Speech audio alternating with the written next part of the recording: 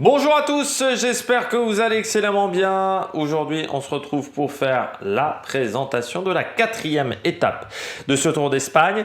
Première étape pour les sprinteurs. Cette étape numéro 4 de ce Tour d'Espagne. Première opportunité pour les hommes avec une grosse pointe de vitesse pour les grosses cuisses. N'hésitez pas à vous abonner à la chaîne, à réagir dans les commentaires, à mettre un pouce bleu, à partager la vidéo sur les réseaux sociaux, notamment auprès de vos proches si vous pensez que ça peut les intéresser. Dans les commentaires, n'hésitez pas à me dire qui vous voyez comme favori, qui vous voyez en difficulté, ce que vous pensez de l'étape, est-ce que vous voyez d'autres stratégies que moi au niveau de cette étape. Quand vous vous abonnez à la chaîne, vous pouvez rajouter la petite cloche, comme ça vous êtes au courant des dernières vidéos qui sortent sur la chaîne. Retour des petits sondages également sur la chaîne, vous pouvez y répondre, notamment les sondages de la veille, les sondages de ce matin. Pouce bleu, n'hésitez pas à réagir dans les commentaires. Si vous avez les moyens et que vous voulez soutenir la chaîne, vous pouvez faire un super thanks. EPS 2.0, c'est sur les plateformes de podcast Amazon, Deezer, Spotify, Google. Petite préférence pour Spotify. Et puis TikTok, le débrief juste après l'arrivée. En ce moment, c'était calme sur TikTok, mais là, on reprend du côté de TikTok. Bon, première étape pour les sprinteurs. Même si les équipes devront faire un petit peu attention pour gérer l'écart dans la fin d'étape parce qu'on aura deux bosses de 3e catégorie. Alors autant la première est très roulante et vraiment pas très difficile, autant la deuxième a un peu plus de pente. Encore une fois, on est sur des difficultés entre 5 et 6%. On n'est pas sur des... c'est pas l'Alpe d'Huez, hein. Mais bon, il faudra faire quand même attention à une possibilité de contre ou à une possibilité de peloton qui se casse si ça monte un peu vite.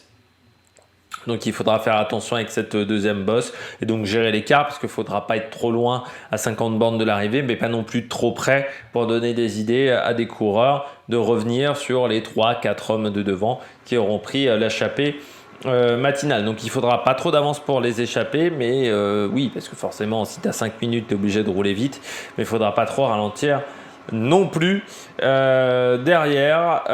Par contre, aussi particularité finale en faux plat montant du côté de Tarragona pour cette étape. Dénivelé positif, 1822 mètres, c'est la 15e étape la plus importante dans ce classement. Donc vous voyez, on est quand même assez loin de certaines étapes qui seront plus compliquées, surtout que 1822 mètres, mais 185 km, ce qui est presque une distance incroyable sur la Vuelta. On regarde tout de suite la présentation de cette étape. On regarde tout de suite cette étape, le profil de cette étape du côté d'Andorre, la vieille vers Tarragona.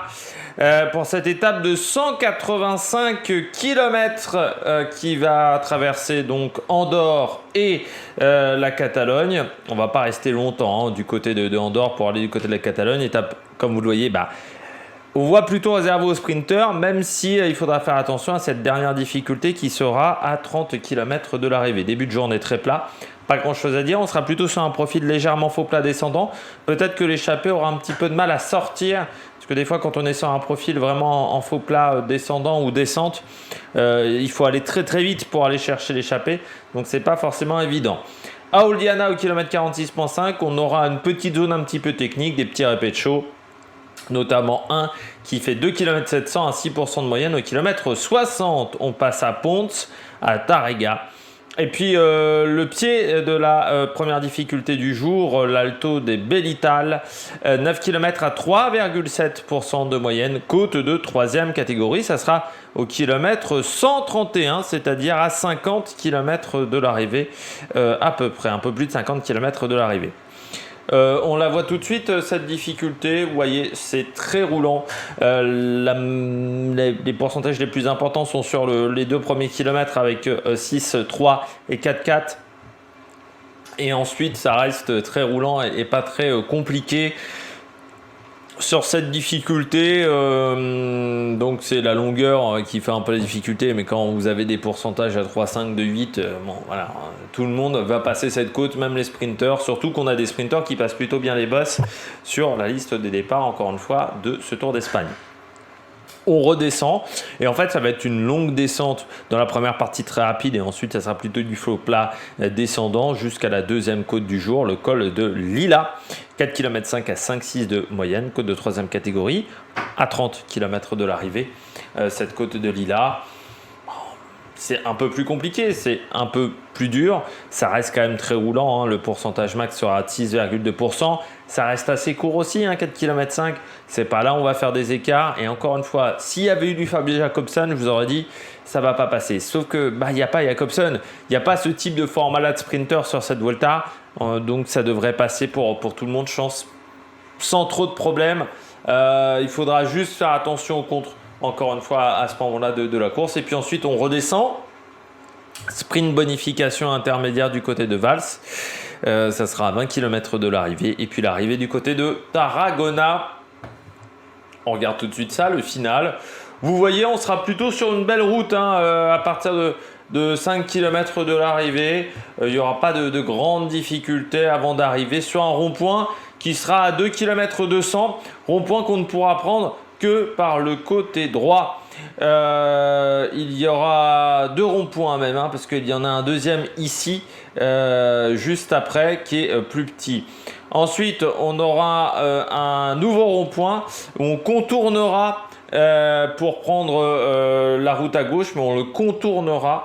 Donc ça fera un peu plus de distance et je pense qu'on ne pourra le prendre que d'un côté.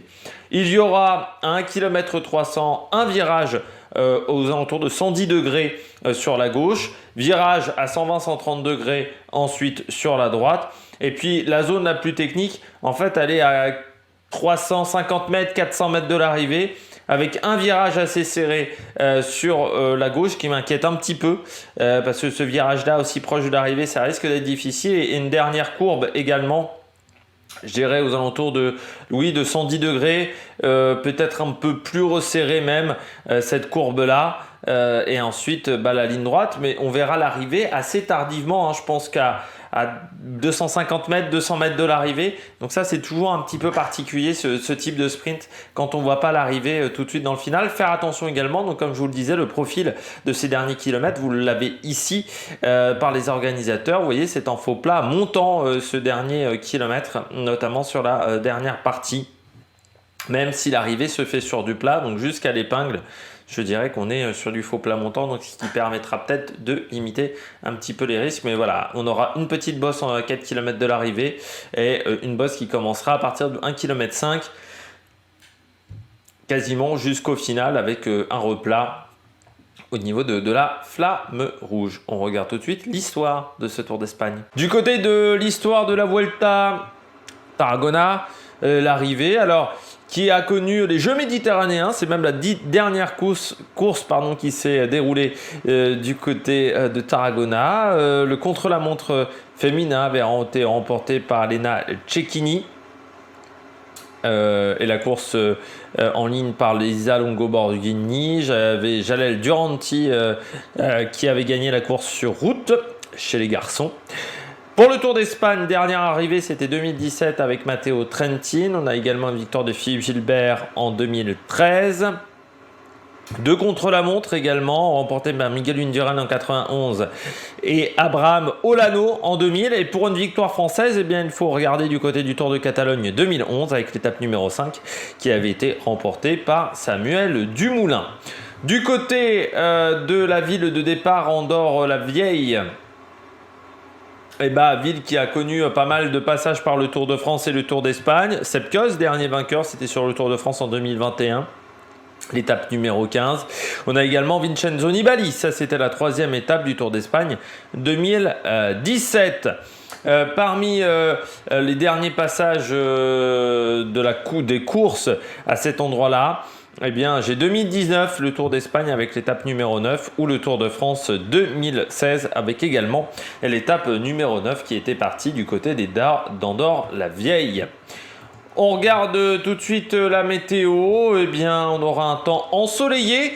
Par rapport aux jours précédents, ça va changer. Température entre 19 et 25 degrés. 19, c'est sur la zone de départ. Donc des températures tout à fait agréables. Vent fort sur la zone de départ avec un vent de dos qui sera entre 20 et 45 km/h. Mais ça va baisser assez vite. C'est-à-dire qu'au bout de 30-40 km de course, le vent sera déjà beaucoup moins fort. On sera plutôt sur un vent entre 20 et 25 km/h. Et puis ensuite, en fin de journée, dans les 40 derniers kilomètres, on aura plutôt un vent de côté faible, entre 15 et 25 km/h grand maximum. Et dans le sprint, ce vent sera plutôt de dos pour les coureurs, ce qui aidera peut-être les coureurs qui tenteront de sortir à 300 mètres de l'arrivée. Du côté de la stratégie, eh bien, échapper entre 3 4 coureurs et puis sprint massif, il n'y a pas grand-chose à espérer de cette échappée, en sachant que tout ce qui est point du sprint, côte est quand même dans la dernière partie de course. Donc ça ne devrait pas aider forcément les échappés à gagner grand-chose. Et puis il faudra faire attention à un contre dans la dernière côte. J'y crois pas des masses, mais quand même faire attention du côté des équipes de sprinteurs et puis pas lancer son sprint de trop tôt. Mais il faudra quand même être bien placé avec les difficultés. Donc si vous êtes au-delà de la 7-8e place lors de la fameuse épingle, là, même si vous êtes au-delà de la 5e place au niveau de l'épingle, je pense que ça sera très très compliqué ensuite de produire votre effort. Du côté des favoris, de mes favoris du jour, j'ai mis Cadengrove. Il n'y a pas 150 sprinteurs au départ. Pour moi, c'est le plus rapide. Il passe ces côtes-là. Cadengrove, il aime l'Espagne en plus, donc ça va être un coureur intéressant. Brian Coquard en 2. Brian, il a parfois besoin de 2-3 sprints avant d'être bien réglé. Molano, même s'il est en solitaire chez UAE, j'ai envie de te dire que lui, il sait se débrouiller seul, il sait jouer des coudes. C'est pas le coureur le plus académique, c'est pas le coureur le plus gentil du peloton, Molano, mais bon, il sait se faire une place dans le final, même si parfois je trouve qu'il a un comportement un petit peu de grand malade. Et puis en grosse cote, j'ai mis Hugo Page, bien entouré également du côté d'Intermarché, plutôt en confiance, avec un sprint en faux plat montant, on l'a vu, notamment sur un sprint qui était compliqué sur le Tour du Limousin, il a été très performant, donc ça va peut-être débloquer des choses pour Hugo Page, surtout que c'est lui le leader du côté des sprints. J'ai pas mis Dainese, qui a aussi toujours un petit peu besoin de temps de se régler. Il est souvent bon en 3e semaine. J'ai pas mis Edwarton, ce qu'on a quand même peu vu cette année.